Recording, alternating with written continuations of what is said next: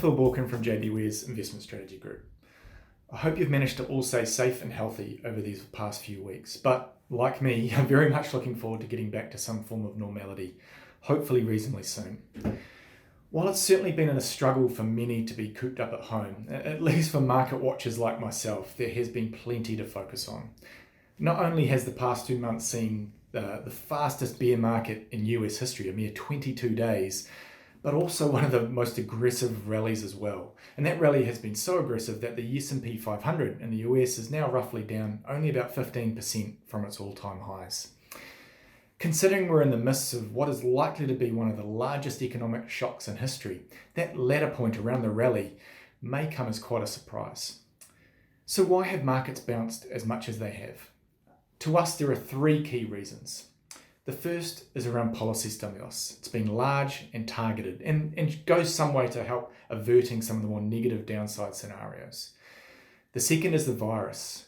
There is clearly now evidence to show that the rate of new infections is slowing around the world. Containment measures have worked.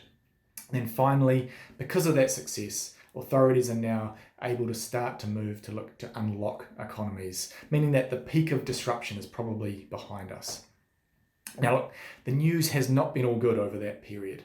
We're clearly learning about the significant economic and corporate earnings damage that has been done by these containment measures. But for now, it looks like investors are comfortable to look through that pain and focus on hints of the recovery that is now coming through. So for us, it means we're moving into a different phase in this COVID-19 crisis, or at least a different phase in terms of how we're interpreting financial markets.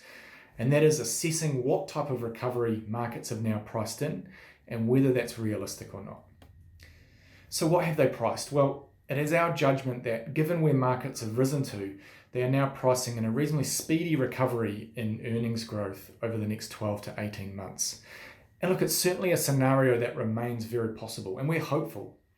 One way that it would occur is if there was a medical breakthrough that allowed governments to ease containment measures in a way that even if the virus is still around, it won't overwhelm health systems.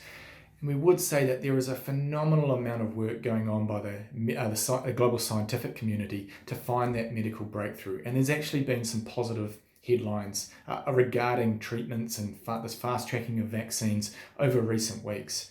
So it may not be that long away before a medical breakthrough is found. The trouble is that there are clearly risks of setbacks until we get to that point. And second waves of the virus, as containment measures are eased, is the obvious risk here. It is certainly something that would disappoint markets in our view if we did to see the virus start to re-emerge again.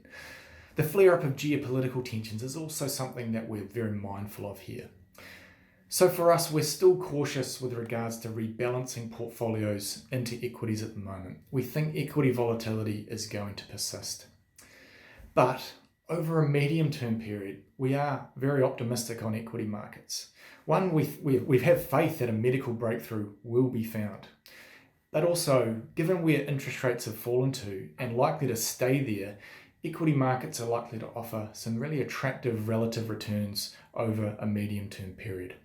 So any meaningful pullback in markets here is something that we'd use as an opportunity to upweight equities in portfolios for clients where it's appropriate. Look, I'll leave my comments there, but as always, please reach out to your JBWere advisor with any questions. Please stay safe and thank you.